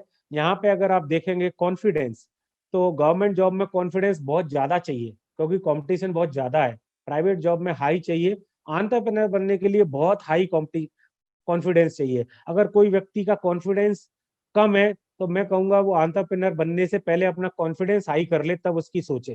तो यहाँ पे आप क्रॉस चेक कर सकते हैं। आप यहाँ पे देखिए लीगेसी बेनिफिट। लीगेसी बेनिफिट का मतलब है आप अपनी न्यू जनरेशन के लिए कुछ छोड़ पाएंगे क्या? गवर्नमेंट जॉब में आप बहुत ज्यादा नहीं छोड़ पाएंगे, दाल रोटी और थोड़ा बहुत और कमा सकते हैं। प्राइवेट जॉब में छोड़ भी सकते हैं, नॉट एप्लीकेबल। एंटरप्रेन्योर में आप अपनी आगे की जनरेशन के लिए इतना पैसा इकट्ठा कर सकते हैं कि उसे काम करने की शायद जरूरत ना पड़े। तो ये सारे बेनिफिट्स मैंने well research, my experience has gone into, this is a magical table. आप अपने एस्पिरेशन पे यहाँ पे इसको मैप कर सकते हैं। और ये लास्ट टेबल था। इसके बाद धन्यवाद आपका मुझे सुनने के लिए। और मैं चाहूंगा कि डॉक्टर अभिषेक, सॉरी मिस्टर अभिषेक, आप अगर कोई क्वेश्चन है स्टार्टअप से रिलेटेड, और स्टार्टअप, ये तो मैंने स्टार्टअप खोलने की बात की है, लेकिन लोग स्टार्टअप को ज्वाइन भी कर रहे हैं। आईआईटी स्टूडेंट्स अब बड़ी कंपनीज में नहीं जा रहे हैं क्योंकि स्टार्टअप में उन्हें बहुत कुछ सीखने को मिल रहा है। आई joined I started Cambay Engineering. Cambay Engineering is a well-diversified company, 60 million USD company, around 500 crore. They started engineering services in 2018. I was working with a very big company prior to joining this company. I took this challenge because I started the engineering division from zero in 2018, and I built all the things right from the website development of this division from zero. So startup को लोग join भी कर रहे हैं, बहुत कुछ सीखने को मिलता है। और आप स्टार्टअप खुद अपना खोल भी सकते हैं, जैसा कि मैंने सारा कुछ बताया। Thank you very much. Thank you, Rahul Srivastava sir, for sharing all your insight with our students and the participants. Sir कुछ क्वेश्चंस हैं जो हमारे चैट बॉक्स में आए हैं। फर्स्ट क्वेश्चन सर हमारे प्रोफेसर हैं डॉक्टर प्रतीक निगम, उनका एक क्वेश्चन है, like if anybody want to start service industry like educational institute, then government और other any organization will support financially और नॉट? जैसा मैंने आपको बताया कि आपको गवर्नमेंट ऑफ इंडिया की वेबसाइट को एक्सप्लोर करना पड़ेगा। बहुत सारे प्राइवेट ऑर्गेनाइजेशन, फंडिंग ऑर्गेनाइजेशन है, जैसे हैदराबाद में टी हब है, और गवर्नमेंट में भी एक प्रोसीजर रहता है। लेकिन मैं आपकी जानकारी के लिए ये बता दूं, डिजिटल क्रांति के तहत आप बहुत लो इन्वेस्टमेंट में कोई भी स्टार्टअप शुरू कर सकते हैं। आपको एक कंप्यूटर चाहिए, इंटरनेट चाहिए, आपको सोशल मीडिया के टूल्स पता होने चाहिए जो कि बहुत कॉस्ट इफेक्टिव है। आप पूरी दुनिया से जुड़ सकते हैं। आप यूट्यूब चैनल खोल सकते हैं, आप अपना, आप वेबिनार्स दे सकते हैं फेसबुक ऐड के थ्रू, आप कस्टमर्स को अट्रैक्ट कर सकते हैं। ये सारी डिजिटल ने काफी आसान बना दिया एंटरप्रेन्योरशिप को। पहले लोग ऐड करते थे, इतने सारे पैसे खर्च हो जाते थे। आज फेसबुक और उन पे ऐड देना इतना बहुत कॉस्ट इफेक्टिव है, और फेसबुक और इनको सारी दुनिया देखती है। आप अगर अगर कोई ऐसा कोर्स है तो केवल इंडिया के ही आपके स्टूडेंट्स नहीं हो सकते, वर्ल्ड लेवल के आपके स्टूडेंट्स हो सकते हैं, आप दुनिया से कनेक्ट कर सकते हैं। तो गवर्नमेंट ऑर्गेनाइजेशन भी इसमें सपोर्ट कर रही हैं। आपको एक्सप्लोर करना पड़ेगा। मैंने जो कुछ लिंक्स दी हैं, आप इंटरनेट पे जाइए, आपको सारी चीजें अवेलेबल है, बस only thing you need to explore.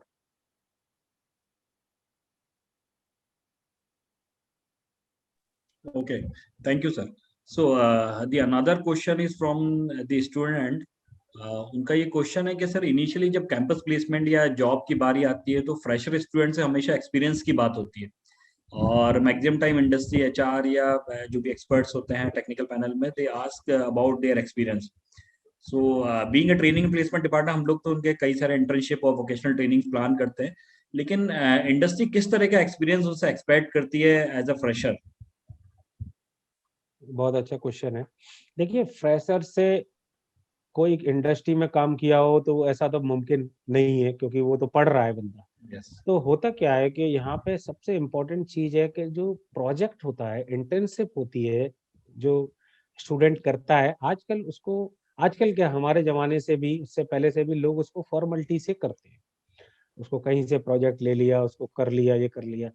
यहाँ पे सबसे ज्यादा इम्पोर्टेंट चीज, आप एक बार को सब्जेक्ट में आपके नंबर कम रह जाए वो चल जाएगा, लेकिन आपने अगर अपने जो प्रोजेक्ट या इंटर्नशिप ढंग से नहीं की है, वही आपका एक्सपीरियंस होता है, तो वही चीज पूछते हैं। मैं जब किसी इंटरव्यू के लिए जाता हूं तो मैं प्रोजेक्ट पे ही एम्फेसाइज करता हूं कि आपने जो प्रोजेक्ट किया है, आपको जो अपॉर्चुनिटी मिली थी, आपने वो ढंग से किया है कि नहीं, आपने उसमें जेन्युइननेस है कि नहीं। बहुत सारे लोग उसमें जेन्युइननेस नहीं रखते हैं, वो पकड़े जाते हैं। तो मेरा कहने का मतलब ये है कि जो इंडस्ट्री एक्सपर्ट्स जो एक्सपर्ट करते हैं, वो जो एक्सपोजर उन्हें मिला है, लिमिटेड एक्सपोजर जो भी मिला है, उसमें वो जी जान लगा के करें उस चीज को, निश्चित तौर पर फायदा मिलने वाला है। और कोशिश करें कि एक अच्छी इंडस्ट्री से उन्हें इंटर्नशिप करने का मौका लगे, उसको इसको फॉर्मेलिटी ना समझे। Okay, thank you, sir. Like I have another question again from the student side. So, if any student want to associate with Cambay Engineering, your firm, so how they can like associate in terms of the final placement or in terms of the internship and the vocational trainings? Okay. So not only Cambay Engineering, we have a large group, Cambay Consulting LLC, and especially for engineers in Cambay Engineering, we require mechanical engineers only, because we are engineering services. Our engineers design on CAD and CAM softwares, and very complex projects are there.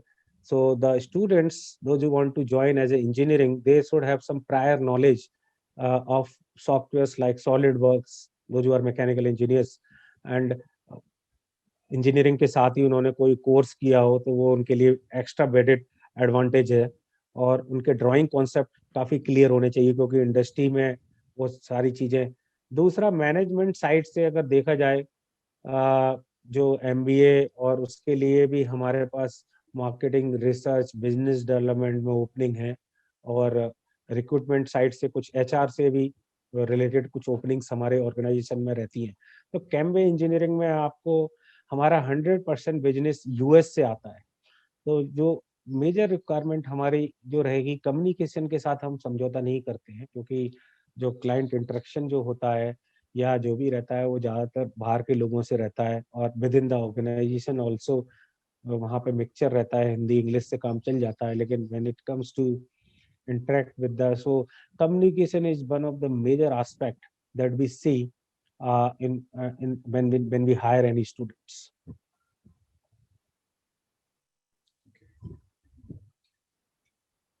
So, like sir, at our university, we as a training and placement department organize so many certification program for all these streams and all these students. So, जैसे आपने बताया CAD CAM कुछ certification programs हो सकते हैं. So, apart of this, मतलब mechanical के अलावा भी अगर कुछ और सजेस्ट आप कर सकते हैं for our student, for our department, कि ये सारी टेक्नोलॉजी या ये सर्टिफिकेशन प्रोग्राम हम ऑर्गेनाइज कराएं, so that student will get the benefit. देखिए, 3 टेक्नोलॉजी हैं जो कि अभी सबसे ज़्यादा हॉट चल रही हैं, और जिसमें बहुत सारी गुंजाइश है जॉब की। वो सबसे पहले डेटा एनालिटिक्स। डेटा एनालिटिक्स केवल कंप्यूटर साइंस और IT वाले नहीं, मैकेनिकल, इलेक्ट्रॉनिक्स, इलेक्ट्रिकल, सिविल, कोई भी कर सकता है डेटा एनालिटिक्स। क्योंकि मैं इसलिए बोल रहा हूँ क्योंकि डेटा बढ़ता चला जा रहा है, चाहे वो फेसबुक का डेटा हो, व्हाट्सएप का डेटा हो, या गवर्नमेंट ऑर्गेनाइजेशन का डेटा हो। डेटा को मैनेज करने के लिए डेटा साइंटिस्ट की जरूरत पड़ेगी। तो डेटा साइंटिस्ट से रिलेटेड कई सर्टिफिकेशन प्रोग्राम्स होते हैं, प्राइवेट इंस्टीट्यूट भी कराते हैं, कुछ बाहर के भी कराते हैं, और इतने ज़्यादा महंगे भी नहीं है। हैदराबाद में तो मैंने बहुत देखा है। तो डेटा साइंटिस्ट की तरफ जा सकते हैं, पहला एरिया।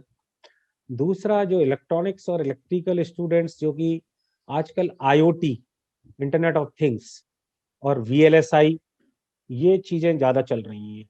हालांकि VLSI इतना आसान नहीं है, लेकिन इलेक्ट्रॉनिक्स स्टूडेंट्स, कुछ अच्छे इंस्टीट्यूट हैं बेंगलुरु और हैदराबाद में, वहां से सीख सकते हैं, या आप किसी संस्था के साथ टाई अप करके आप अपने कैंपस में वो शुरू कर सकते हैं। क्योंकि न्यू टेक्नोलॉजी, आपका जो कैरिकुलम भी है, लेकिन कैरिकुलम में लोग इतना नहीं पढ़ते हैं जब तक उन्हें प्रैक्टिकल एक्सपोजर ना मिले। तो दूसरा टेक्नोलॉजी हो गया internet of things, and then AI and ML, artificial intelligence and machine learning. Artificial intelligence हम सन 1991 से सुनते आ रहे हैं, बहुत प्री मैच्योर्ड फेज में हुआ करता था तब आर्टिफिशियल इंटेलिजेंस, लेकिन अब वो चीजें निकल के आ रही हैं। बहुत सारी जॉब्स रिप्लेस हो जाएंगी अब आने वाले दिनों में आर्टिफिशियल इंटेलिजेंस से। और कौन रिप्लेस करेगा? वो इंजीनियर जो उसको जानते हैं। ऐसा नहीं है कि जॉब कम हो जाएंगी, अब वही जॉब आर्टिफिशियल इंटेलिजेंस में जो नॉलेजेबल लोग होंगे वही करेंगे। तो जब जॉब न्यूअर टेक्नोलॉजी में आने वाली है, तो फिर ओल्डर टेक्नोलॉजी को सीखने का फायदा क्या है?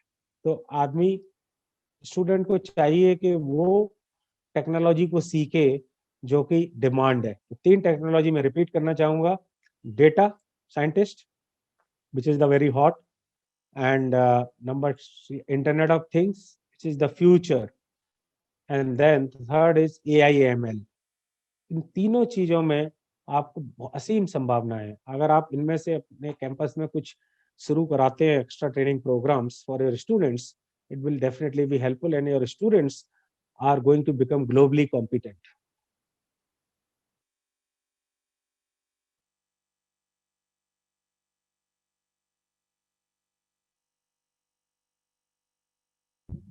Sir, being a fresher, students में हमेशा एक एक्सपेक्टेशन रहती है in terms of their salary package. So उस पे अगर कुछ और इनपुट आप शेयर करना चाहेंगे विद द स्टूडेंट्स?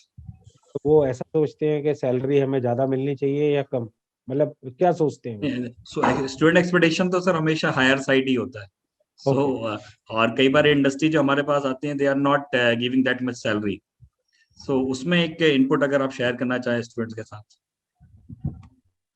पहले मैं आपको बता दूं, I started my career with 15,000 rupees in 2007.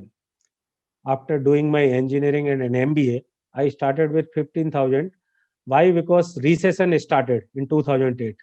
तो जॉब्स नहीं मिल रही थी, मेरे को लकीली मिल गई उस समय, और 15,000 से मैंने स्टार्ट किया था, और आज भी लोग 15,000 मिल रहा है 13 साल बाद भी। आप देख रहे हैं ना। तो मैं आपको एक बहुत ही एक अच्छा सजेशन देना चाहूंगा स्टूडेंट को। कोई भी फ्रेशर अगर पैसे की चिंता करते हुए बेकार कंपनी ज्वाइन कर लेता है, तो उसका कैरियर आगे चल के डगमगाने वाला है। हमेशा अपनी लाइफ में शुरुआती 0 to 5 years लर्निंग को प्राथमिकता देना है, क्योंकि career is not only getting first job, it's a long. 40 साल तक आपको काम करना है, 35 साल तक, 40 साल तक। पैसे कमाने की अपॉर्चुनिटीज आपको निश्चित तौर पे आने वाली है, कोई रोक ही नहीं सकता। हाँ, जैसे जैसे आपका एक्सपीरियंस बढ़ेगा, आपकी स्किल्स बढ़ेंगी, आपको पैसे भी ज्यादा मिलेंगे, प्रोवाइडेड आप उसे जस्टिफाई कर पाए। लेकिन मैंने बहुत सारे लोगों को कैरियर को गड़बड़ाते हुए देखा है, जिन्होंने पैसे को महत्व दिया 0 to 5 years में। उसका उदाहरण मैं देता हूँ कि एक, मैं उसका नाम नहीं लेना चाहूंगा, एक मेरे मित्र थे, उन्होंने 10 साल के एक्सपीरियंस के अंदर 10 कंपनियां चेंज कर दी। उनका पैकेज तो बहुत ज्यादा हो गया, लेकिन उनका एक्सपीरियंस और उनकी लर्निंग बहुत कम हो गई। तो जब वो 11वीं कंपनी में गए, तो उनसे पूछा गया कि आपने 10 साल में इतना आपको क्या आता है? आपने एक लर्निंग साइकिल पूरी रहती है, आप किसी कंपनी में जाते हैं 2 से 3 साल, अगर आप वहीं नहीं रोक रहे, 2 से 3 साल तो बहुत कम है। जबकि मैं फ्रेशर्स को सजेस्ट करता हूं कि आप पहली कंपनी में more than 3 years, at least 5 years अगर आप रुकेंगे, तब आपको सीखने को मिलेगा। पैसा आपको, तो उन दोस्त के साथ हुआ ये कि उनका पैकेज इतना ज्यादा हो गया, कैपेबिलिटी कम हो गई, उन्होंने पैसे को महत्व दिया। जैसे जो फ्रेशर्स जो आप बात कर रहे हैं, अब उनको जॉब नहीं मिल रहा है, he is industry redundant. Why should we pay you? You have no skills. You have changed 10 jobs. So my suggestion to you, even if you are getting a minimal salary, average salary out of the campus, first learn. If you learn, then the more you earn. This is a proverb. The more you learn, the more you earn. The less you earn. तो पहले जो fresher student क्या रहता है कि उनके अंदर एक प्रॉब्लम्स हमारे इंडिया में हमेशा से मैं स्टूडेंट्स के अंदर देखता हूँ, they desire first and then deserve, but the reverse is true, first deserve then desire. आपको 50 लाख रुपीस कोई कंपनी अगर देना चाहेगी तो आप उसके लिए डिजर्व तो करें। अगर आप डिजर्व नहीं है तो इसलिए स्टार्टिंग कैरियर में अगर मैंने एक स्टूडेंट को गाइड किया था, ग्वालियर के किसी प्राइवेट कॉलेज से पास आउट था, उसको केवल उसी बंदे का सिलेक्शन हुआ पूरे कॉलेज में, केवल एक ही बंदे का। उसने प्रोजेक्ट अच्छी तरह से किया था। मैंने उससे बोला कि प्रोजेक्ट अच्छी तरह से करना। तो जो कंपनी चंडीगढ़ वेस्ट उसे हायर करने आई, उसने बोला 3 महीने तक हम सैलरी नहीं देंगे, तुम्हें ट्रेनिंग पे रखेंगे। तो उसने मेरे से पूछा कि सर ऐसा ऐसा है, वो मुझे पैसे ही नहीं दे रहे हैं 3 महीने। तो मैंने कहा तुम्हारे पास कोई और विकल्प है? बोला नहीं कोई विकल्प नहीं है। तो मैंने कहा ज्वाइन कर लो, लर्न करो। और उसने वही किया, लर्न किया 2-3 साल तक, सैलरी देखा ही नहीं। आज वो डेलॉइट हैदराबाद में 12 लाख के पैकेज पर है। अगर वो ये सोचता शुरू में कि मैं फ्री में काम क्यों करूं, तो वो आज अपना करियर स्टार्ट नहीं कर पाता। तो I hope I answered your question. Yes, yes. So, Right. thank you so much, sir. I have other panelists also. The HODs from the different department. अगर आप लोग के पास कुछ questions हैं, so you can ask the expert. Yeah, you can unmute yourself if you want to ask any question, because we have 10 more minutes.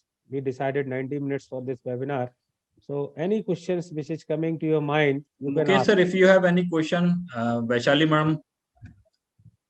एक सुजीत कुमार ने एक question पूछा है, sir how to start up with get money from beginning in my university together to continue with study, please suggest me. Can we take this question? Yes, you can take this question, sir. Sujeet Kumar I think is a student, right? So Yes. तो इनका इस question मैं जहां तक समझ पा रहा हूँ, उन्होंने लिखा कि मैं स्टडी के साथ कैसे एक स्टार्टअप शुरू कर सकता हूँ। देखो, स्टडी के साथ साथ आपको अपना एंटरप्रेन्योरियल माइंडसेट, चीजों को लर्न करने से तो कोई रोक नहीं रहा आपको। आपको ऐसे वीडियोस देखने चाहिए, ऐसी बुक्स पढ़नी चाहिए, आपका माइंडसेट डेवलप, जो मैंने बुक्स सजेस्ट की हैं आप वो कर सकते हैं। पैसा की चिंता मत करिए, अगर आपके आइडिया में दम है, मैं आपको बोल रहा हूँ, अगर आपके आइडिया में दम है तो मैं आपकी फंडिंग करवा दूंगा। आप उस लेवल तक पहुंचिए। तो आप बिना आइडिया के फंडिंग और उसकी चिंता कर रहे हैं, आप अपने आइडिया को पेश कीजिए कि ये मेरा आइडिया है, ये मेरा आइडिया ये चीज कर सकता है। आप आइडिया की वैल्यू है, अगर आपके आइडिया में दम है तो बहुत सारे इन्वेस्टर आपके पास आ जाएंगे। और ऐसा हो भी रहा है। टाटास, अंबानीज, टाटास ने बहुत सारी स्टार्टअप में फंड किया, लेकिन उनका आइडिया बहुत जबरदस्त है। तो आप आइडिया लाइए, आप चिंता मत कीजिए, आप अपने माइंडसेट को डेवलप कीजिए। इतनी सारी बुक्स मैंने बताई हैं, इतनी सारी वेबसाइट्स हैं, ऑनलाइन कोर्सेज हैं, आप उनको करिए। अगर आप वास्तव में एंटरप्रेन्योर बनना चाहते हैं तो आपको होमवर्क करना स्टार्ट करना पड़ेगा।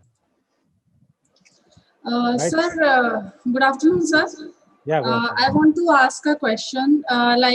Some students, after 1 or 2 failures, they got demotivated. So, what are the tips you want to share with the students to make them they still get doing that thing in that they are interested? Like after 1 or 2 campus, they feel like if they got rejected, then they feel like they are good for nothing, like that.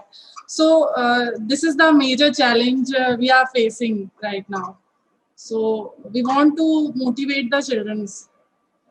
तो इसके लिए मैं एक example देता हूँ। 2014 में मैंने एक स्टूडेंट को गाइड किया था। He was from a college called MITS. You heard Abhishek from Gwalior, one of the prestigious college, MITS. Yes, sir. And that guy was having 85% in his electronics engineering. 85% is one of the topper, I would say, in his batch. he failed in 12 campus interview. How many? 12. और वो इतना होशियार होने के बाद वो technical निकाल देता था। एचआर में ज्यादातर एचआर राउंड्स में वो बाहर हो जा रहा था, और कुछ जीडी में उसको, कई टेक्निकल में भी ऐसा। तो ओवरऑल वो बंदा 12 इंटरव्यूज में फेल हो गया। तो किसी के थ्रू वो मेरे पास आया, तो उसने बोला, sir I am very depressed, like you said. एक दो के बाद ही लोग ऐसा सोचने लगते हैं, और जाहिर सी बात है, जिन्होंने फेलर्स नहीं देखे हैं लाइफ में वो ऐसा सोच सकते हैं। लेकिन मैं यहाँ पे उसकी स्टोरी 1 मिनट बाद बताऊंगा, लेकिन यहाँ पे मैं सबसे इम्पोर्टेंट चीज मैं आपको बता दूं कि जितने भी लोग आप सफलता, आप कोई भी उठा लीजिए, चाहे आप पॉलिटिक्स में उठा लीजिए, एंटरप्रेन्योरशिप में उठा लीजिए, या इन्वेंशन साइड में उठा लीजिए, जितने भी ज्यादा लोग जितने सफल हुए हैं वो उतने ही ज्यादा फेल होके हुए हैं। तो आपको रोनाल्ड रॉस, जो कि मलेरिया पैरासाइट उन्होंने खोजा था, वो 1000 टाइम फेल हुए थे, 1000 टाइम। एंड एडिशन, जिन्होंने बल्ब को आविष्कार किया था, तो वो 1000 टाइम फेल होके उन्होंने उसको बल्ब को किया था। और उनसे पूछा गया कि आपके अंदर ये शक्ति कहाँ से आई, या आप कैसे इतने ज्यादा अपने आप को परसिस्टेंस कर पाए। तो उन्होंने बोला कि कौन कहता है मैं फेल हुआ, मैंने तो 1000 वो तरीके अपनाए हैं जिनमें लोग उनको ना अपनाए, समझ रहे ना बात को, उनको ना अपनाए, तो मैंने एक तरीका वो अपनाया है, 1000 ऐसे तरीके। तो कहने का मतलब ये है कि वो बंदा जो 12 कैंपस में फेल हुआ था, वो मेरे पास आया, तो मैंने उससे यही कहा कि why are you so depressed, is this the end of your life? If you are failing in 1 or 2 occasion, is it going to end your life, or is it going to like सारी opportunities कम होने वाली हैं? ऐसा नहीं है। तो आप जितने ज्यादा फेल होंगे उतने, लेकिन एक चीज और है, फेल से कुछ सीखना भी चाहिए। बहुत सारे लोग फेल होते चले जाते हैं, लेकिन कुछ सेम सीखते नहीं। मिस्टेक्स करते हैं वो लोग फिर। हाँ, फेलर से सीखना चाहिए कि अगली बार वो मिस्टेक ना हो। तो आप 2 फेलर की बात कर रही हैं, मैंने 1000 फेलर्स के एग्जांपल्स दिए हैं। और इतना परसिस्टेंस आजकल के लोगों में थोड़ा सा कम है, वो सोचना पड़ेगा उन्हें, थोड़ा सा उसकी ओर जाना पड़ेगा। और जितने ज्यादा वो फेल होके उन गलतियों को सुधारेंगे, उतने ही वो मेंटली टफ बनते जाएंगे। और मेंटली टफ बनने की जरूरत है। ऐसा नहीं है कि मैं बोल रहा हूँ, इस दुनिया में, मैं तो कॉर्पोरेट में काम कर रहा हूँ, I take interviews in India and in United States and everywhere. I see that students now, some students are very like वो समय के साथ अपने आप को बदल रहे हैं, लेकिन मेजॉरिटी ऑफ द स्टूडेंट्स, उनको बदलने की जरूरत है। उनको अपने आप को इस तरह से ओवरऑल डेवलपमेंट करने की जरूरत है। जो स्किल्स मैंने बताई थी सेकंड लास्ट स्लाइड में, वो स्किल्स बहुत जरूरी है। Yes, thank you sir. Thank you. I think, sir, we have done with all the questions. Okay. I'm thankful to you for sparing your time and guiding our students. और sir हम लोग future में भी चाहेंगे कि इस तरह का एसोसिएशन आपके साथ हमारा बना रहे। और soon after this COVID we will start our the classroom teachings. उस समय भी हम चाहेंगे you can visit our university और in campus activities भी हम आपके साथ प्लान करें फ्यूचर में। और कुछ और भी opportunity sir in terms of vocational trainings या इंटर्नशिप या फाइनल प्लेसमेंट्स भी हो सकता है आपकी कंपनी के साथ, definitely we will look forward. मैं कोशिश करूंगा कि जब मैं बुक लॉन्च करूं तो आपके यहाँ विजिट करूं। Yes sir, definitely specially for engineering student. और जो लोग आज आ नहीं पाए हैं, आप ये रिकॉर्डिंग उनको सुनवाएं। Sure sir, sure. Definitely they will, and any questions if somebody would like to ask, I will give you my email ID, and the slides which are important you can circulate to them, and any questions after this also they can ask me whenever I have time. I will, and I wish you and your college all the very best in future endeavors. And I always tell to students that you are the future of this nation. And if you take the bigger responsibility, not only taking one job लेना तो सबकी जिम्मेदारी है ही है, लेकिन आपको एक nation को आगे ले जाना है अपने प्रयासों से। आप एक इंजीनियर बनने जा रहे हैं, जितनी बड़ी रेस्पॉन्सिबिलिटी लेंगे उतनी ही बड़ी सफलता आपको मिलने वाली है। Thank you very much. Thank you, Rahul sir, for joining us. Thank you. And thank you all the panelists and the participants. So you can left now.